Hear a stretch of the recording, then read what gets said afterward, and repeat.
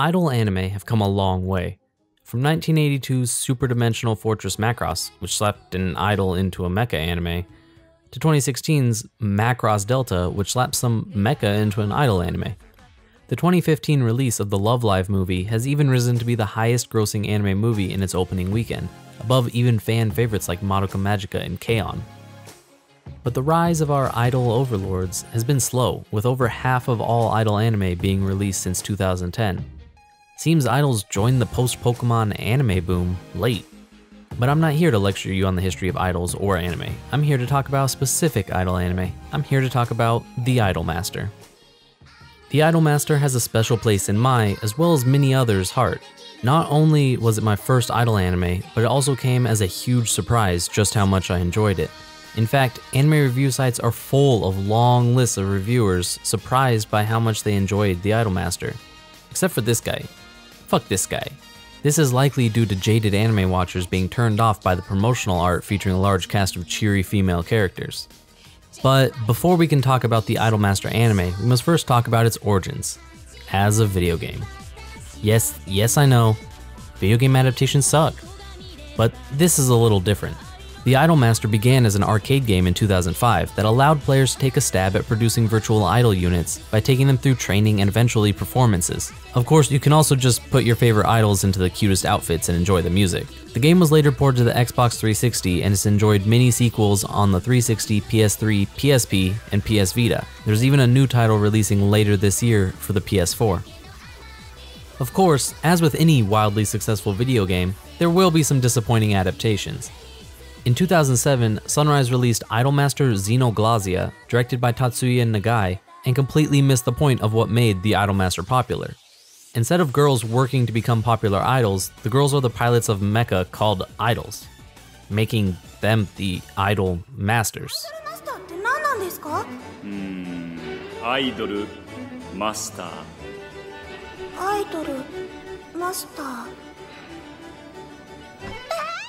Much like with the original Macross, this was idols thrown into a mecha anime, and it was mostly unenjoyable for all. The characters only vaguely resembled the original girls, and the story was awkward to say the least.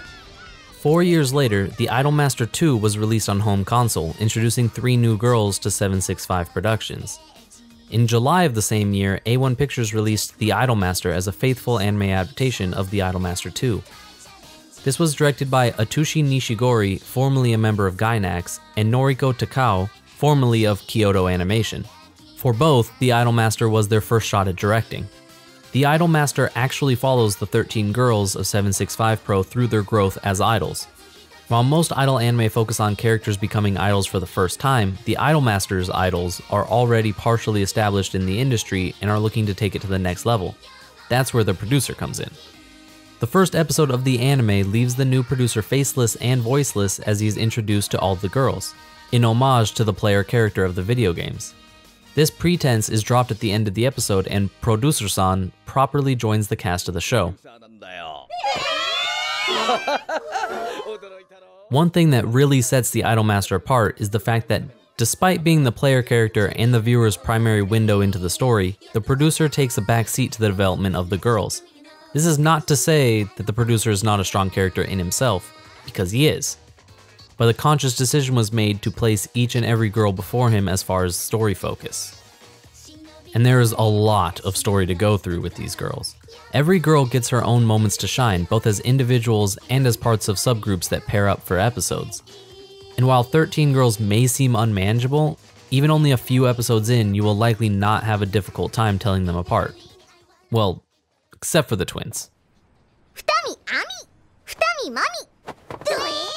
The bulk of the first half of the show is lighthearted, with the various character arcs centered around interesting things like Motoko coming to terms with the idea of playing the prince for her fans, even if she'd prefer to be more girly.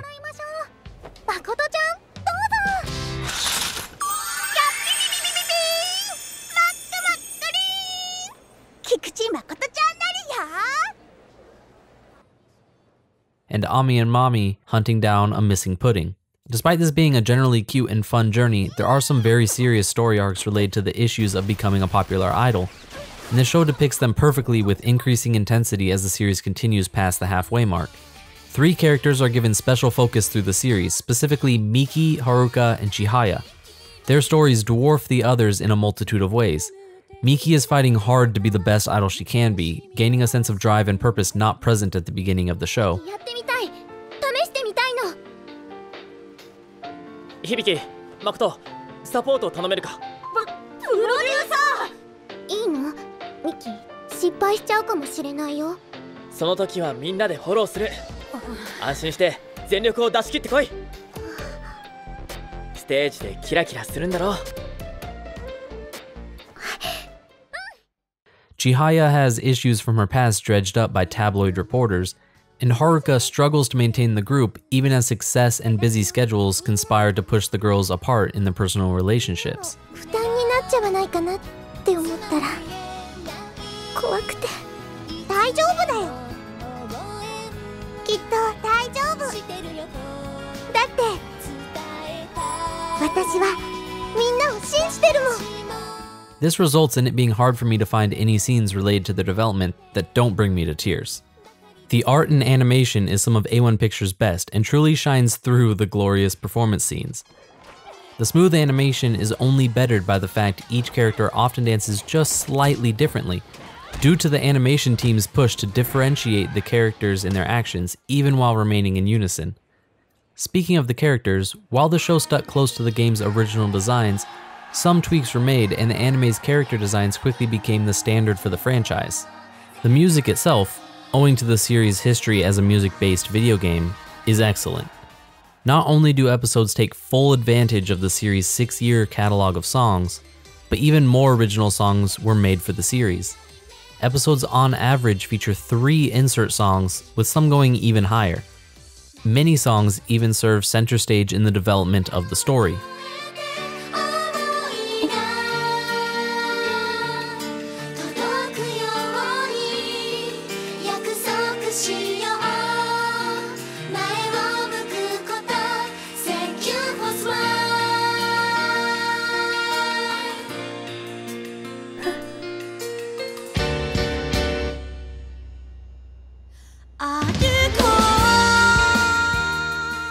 The only black smudge on an otherwise near-perfect show is the existence of an entirely unnecessary villain in the form of a rival production studio's owner. This character is treated very much as a joke, and serves mainly as a plot device to propel the various character arcs forward, and allow some very well-crafted character work. But it's hard to really shake the idea that maybe they could have managed without a villain more at home in an episode of Inspector Gadget. But with that criticism standing alone, I'm confident in recommending the show to all anime fans, even those that are fed up with harem ecchi comedies and moe blob slice of lives. The Idolmaster will surprise you, and you'll find yourself struggling to figure out who exactly is Best Girl. This main Idolmaster series received 1 movie continuation, which also features guest appearances from the characters of the spin-off mobile game Million Live. There are also a handful of smaller OVA spin-offs which feature the main girls, and a larger spin-off series by the name of The Idolmaster Cinderella Girls, which has received 2 one-cour seasons. Well, that wraps up my review of The Idolmaster. Check out these other videos and don't forget to subscribe if you liked the video.